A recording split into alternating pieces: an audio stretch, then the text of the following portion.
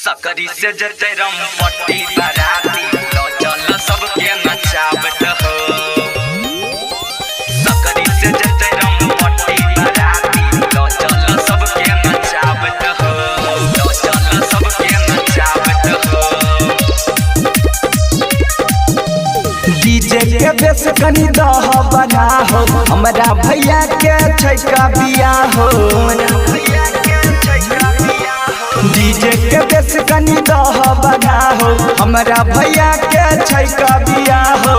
जते सब कोई कमर हिलावत हो। सकरी से जते रम पट्टी बराती,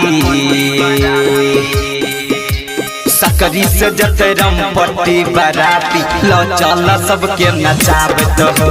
सकरी से जते रम पट्टी बराती लो चल सबके नचावत हो। लो चल सबके नचावत हो। सकरी से जते रम पट्टी बराती लो चल सबके नचावत हो। अभी आप सुन रहे हैं आर रिकॉर्डिंग स्टूडियो से। दई छिया समय परे कर तोरा मलिया के गाना बजाब धर्मेंद्र नीरा मलिया के। हे हम दई छिया समय परे कर तोरा मलिया के गाना बजाब धर्मेंद्र नीरा मलिया के। जतई बाराती सब गौआ के लगावा डीजे पर कमर हिलावत हो। सकरी से जते रम पट्टी बराती, सकरी से जते रम पट्टी बराती लो चल सबके नचावत हो। सकरी से जते रम पट्टी बराती लो चल सबके नचावत हो। लो चल सबके नचावत हो। सकरी से जते रम पट्टी बराती लो चल सबके नचावत हो।